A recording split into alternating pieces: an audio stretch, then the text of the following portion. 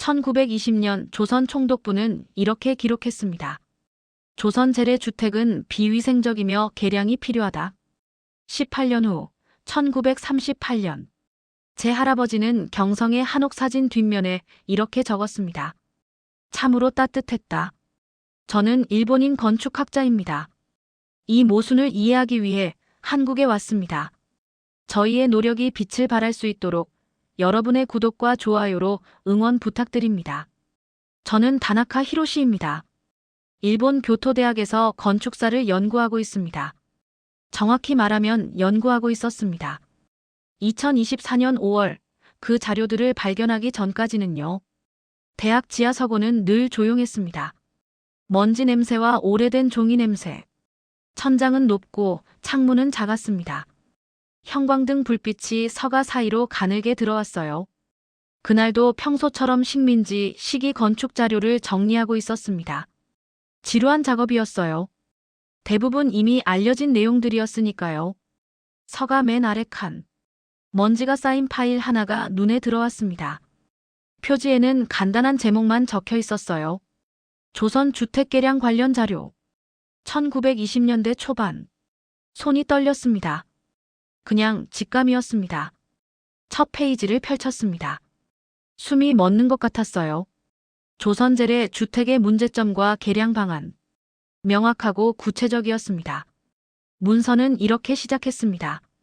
조선 재래 주택은 비위생적이며 비능률적이다. 온돌 난방은 연료 소비가 과다하고 관리가 어렵다. 개량 한옥 또는 문화주택 보급을 권장한다. 저는 건축을 공부한 사람입니다. 한옥이 얼마나 과학적인 구조인지 알고 있었어요. 여름엔 시원하고 겨울엔 따뜻한 자연 친화적 설계. 온돌은 세계에서 가장 효율적인 난방 시스템 중 하나였습니다. 그런데 이 자료는 한옥을 비위생적이라고 규정하고 있었어요. 다음 페이지를 넘겼습니다. 개량 방안이 적혀 있었습니다. 온돌방과 다다미방을 병합한 형태로 변경. 입식 생활을 위한 거실과 의자 보급. 위생을 고려한 서구식 공간 구성. 마지막 페이지에는 이런 문장이 있었습니다. 이는 조선인의 생활 개선과 위생 향상을 위한 것이다. 생활 개선, 위생 향상. 저는 그 자리에서 한참을 멈춰 섰습니다.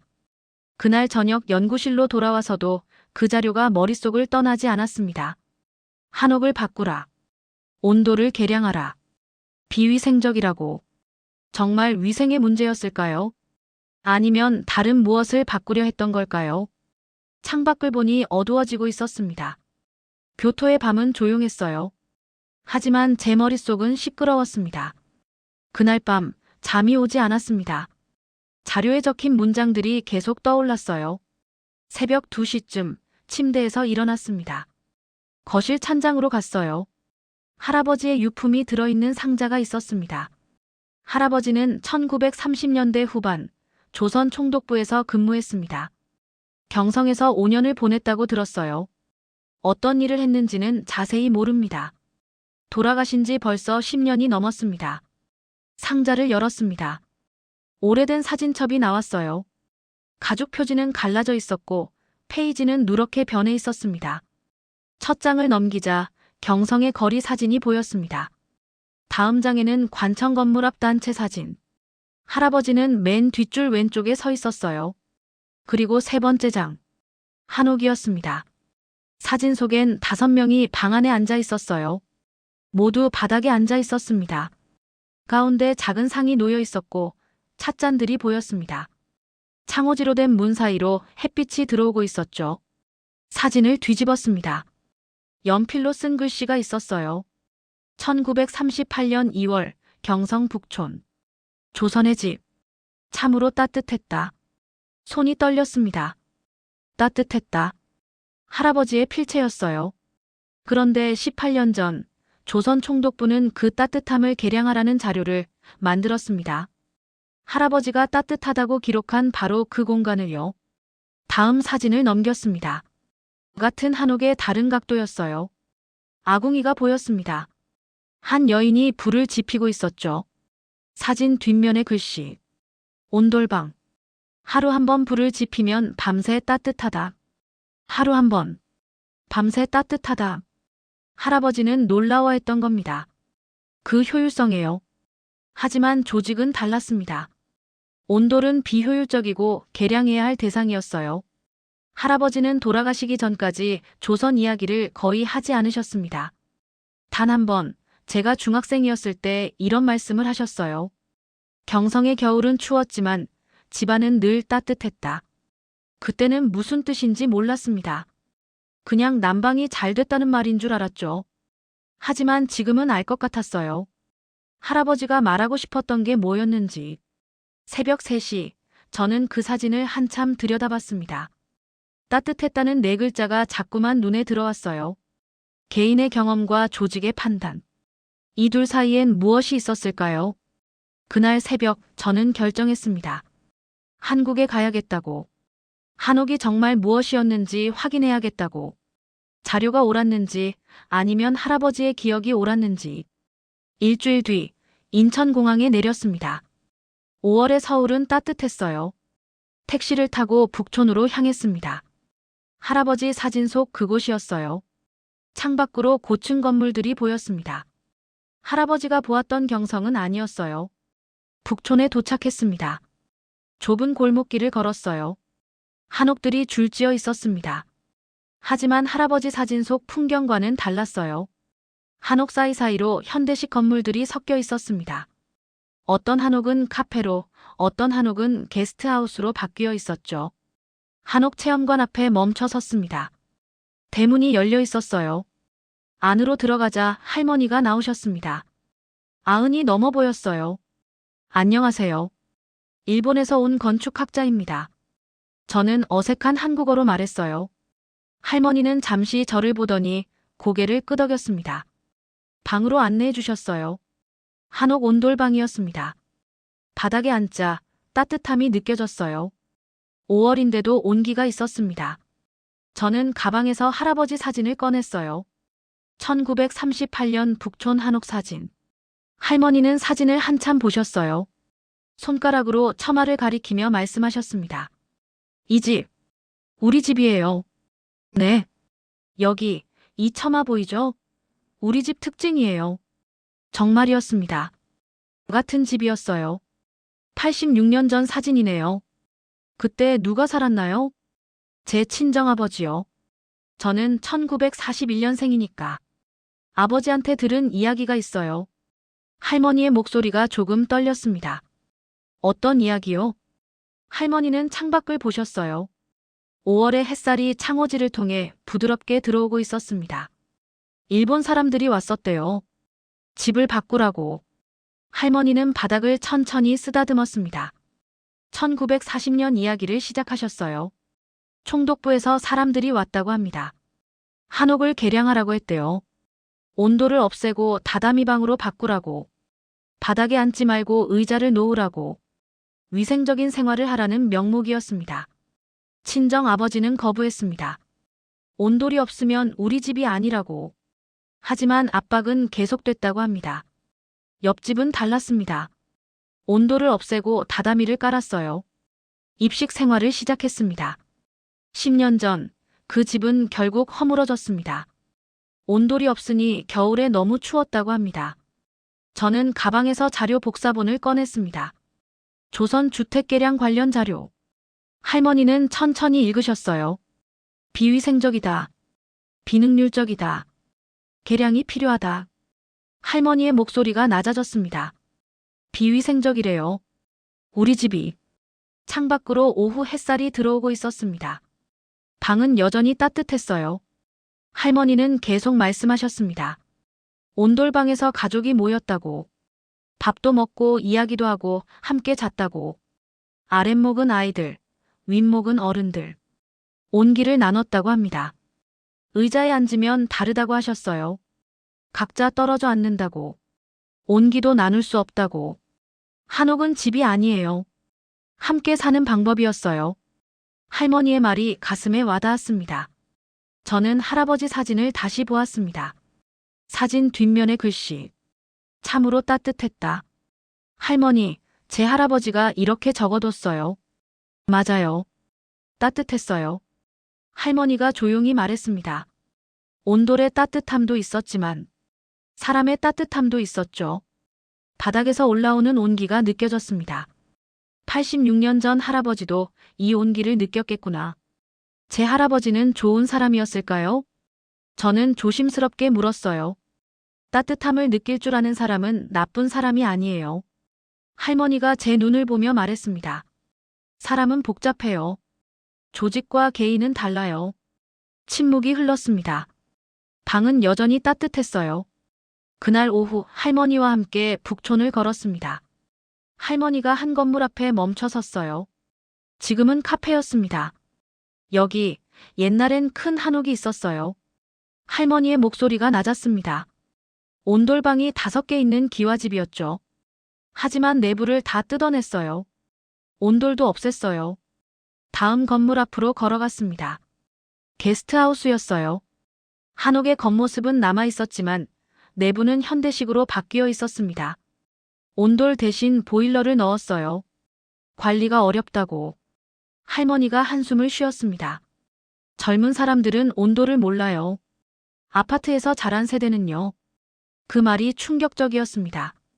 그럼 온돌이 사라지고 있는 건가요? 옛날 방식의 온돌은 거의 사라졌죠. 우리 집 같은 곳만 남았어요. 우리는 작은 공터 앞에 섰습니다. 잡초가 자라고 있었어요. 여기는요. 큰 한옥이 있었어요. 1960년대에 헐렸죠. 왜요? 낡았대요. 비효율적이래요. 할머니가 쓸쓸히 웃었습니다. 일본이 없앤 한옥도 많지만 우리가 스스로 없앤 한옥도 많아요. 그 말이 가슴을 찔렀습니다. 빠르게 변하고 싶었다고 합니다. 근대화하고 싶었다고. 옛것은 낡은 거고 새 것이 좋은 거라고 생각했대요. 하지만 이제는 안다고 하셨어요. 우리가 무엇을 잃어버렸는지. 해가 기울고 있었습니다. 골목길 그림자가 길어졌어요. 할머니 집으로 돌아왔습니다. 저녁 드시고 가세요. 할머니가 부엌으로 가셨어요. 조금 후 밥상을 들고 나오셨습니다. 상을 온돌방 바닥에 놓으셨어요. 우리는 바닥에 앉아 밥을 먹었습니다. 바닥이 따뜻했어요. 오늘 오전에 불 한 번 지폈어요. 지금까지 따뜻하죠? 정말이었습니다. 아침에 지핀 불이 저녁까지 온기를 유지하고 있었어요. 이게 온돌이에요. 할머니가 자랑스럽게 말했습니다. 밥을 먹으며 저는 생각했습니다.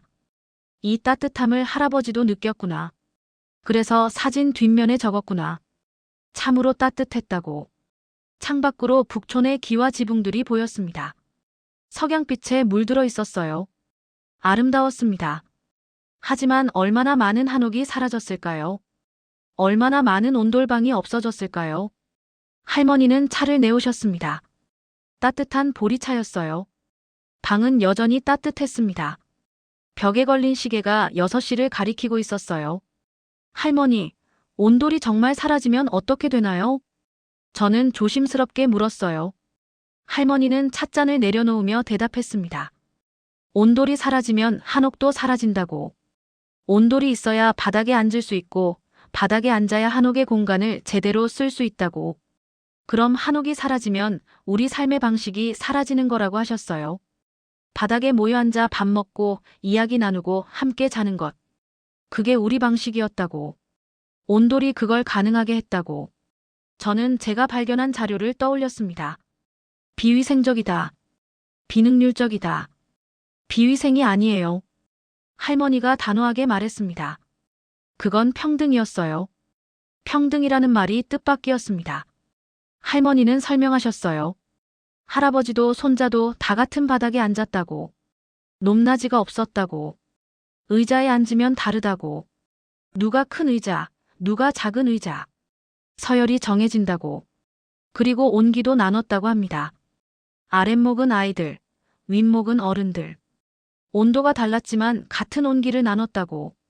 온돌은 배려예요. 가족을 생각하는 마음이에요. 할머니가 바닥을 다시 쓰다듬었습니다. 저는 깊이 생각하게 됐습니다. 할아버지가 따뜻했다고 적은 건 온도만 말한 게 아니었구나. 이 집에서 사람들이 함께 살아가는 마음. 그 따뜻함을 느낀 거구나. 할아버지는 알았던 겁니다. 한옥과 온돌이 단순한 건축이 아니라는 걸. 그 안에 사람의 삶이 있다는 걸. 하지만 조직은 몰랐어요. 아니, 알았지만 바꾸려 했던 거죠. 할머니, 제 할아버지는 말을 잇지 못했습니다. 따뜻함을 느낄 줄 아는 사람은 나쁜 사람이 아니에요. 다만 어쩔 수 없었겠죠. 어쩔 수 없었다. 조직 안에 있으면 어쩔 수 없어요. 하지만 그래도 따뜻함을 기억하고 적어두었잖아요. 할머니의 말이 위로가 됐습니다. 밤이 깊어갔어요. 방은 여전히 따뜻했습니다. 내일 다시 와도 될까요? 물론이죠. 이 집은 열려 있어요. 할머니가 웃으며 말했습니다. 그날 밤, 저는 게스트하우스로 돌아왔습니다. 침대에 누웠지만 잠이 오지 않았어요. 할머니 말씀이 계속 떠올랐습니다. 온돌은 배려다. 평등이다. 함께 사는 방법이다. 자료에는 그런 내용이 없었습니다. 비위생적이다. 비능률적이다. 계량이 필요하다. 숫자와 기준으로만 판단했던 거죠. 하지만 그 속에 사람이 살고 있었습니다. 온기를 나누며 살고 있었습니다. 다음 날, 저는 경복궁에 갔습니다. 관광객들이 많았어요. 한복을 입은 사람들도 보였습니다. 근정전 앞에 섰습니다. 웅장한 건물이었어요. 하지만 주변은 비어 있었습니다. 건물이 있어야 할 자리가 빈터였죠. 안내판을 봤어요. 경복궁은 고종 당시 500여 동의 건물이 있었으나 대부분이 사라지고 일부만 복원됐다고 적혀 있었습니다. 일부만. 1915년 조선물산 공진회를 위해 4,000칸을 철거했습니다. 1926년 총독부 청사를 짓기 위해 또 철거했습니다. 1990년에는 36동만 남아 있었다고 합니다. 건물을 부수면 그 안의 삶도 사라집니다. 저는 빈터를 걸었습니다. 풀이 자라고 있었어요. 여기에 건물이 있었다고 합니다. 온돌방이 있었다고. 사람들이 살았다고. 하지만 지금은 아무것도 없었습니다. 사진을 찍었어요. 나중에 보니 그냥 잔디밭 사진이었습니다. 이 사진을 누군가에게 보여주며 설명할 수 있을까요? 여기에 수백 채의 건물이 있었다고. 아마 어려울 겁니다. 없는 것을 설명하는 건 있는 것을 설명하는 것보다 힘드니까요. 저는 핸드폰을 꺼냈습니다. 할아버지 사진을 다시 봤어요. 1938년 경복궁. 그때는 아직 건물들이 남아 있었습니다. 하지만 지금은 없습니다. 복원된 흥례문 앞에 섰습니다. 2001년에 다시 지은 건물이라고 했어요. 없어진 걸 다시 짓는 것. 그게 가능할까요? 건물은 지을 수 있어도 그 안의 삶은 되돌릴 수 없습니다. 저는 경복궁을 천천히 걸었습니다. 복원된 건물들을 봤어요. 아름다웠습니다. 하지만 텅 비어 있었어요. 사람이 살지 않는 집은 집이 아닙니다. 박물관일 뿐이죠. 한 무리의 관광객이 지나갔습니다. 가이드가 설명하고 있었어요. 이곳은 조선시대 왕이 살던 곳입니다. 관광객들이 고개를 끄덕였어요. 하지만 아무도 묻지 않았습니다. 왕이 앉았던 온돌방은 어디에 있었는지, 궁녀들이 불을 지피던 아궁이는 어디였는지, 기억되지 않는 것들은 사라집니다. 석양이 지고 있었습니다. 근정전의 그림자가 길어졌어요. 저는 생각했습니다. 우리가 부순 건 건물만이 아니었구나. 그 안의 온기도 삶도 함께 부쉈구나. 마지막 날 아침, 저는 다시 할머니 집을 찾았습니다. 할머니가 반갑게 맞아주셨어요. 온돌방에 앉았습니다. 여전히 따뜻했어요. 경복궁 이야기를 꺼냈습니다. 건물이 거의 없더라고. 빈터가 많았더라고. 할머니는 고개를 끄덕였습니다. 그 빈터에 뭐가 있었는지 아는 사람이 점점 줄어들고 있다고 하셨어요.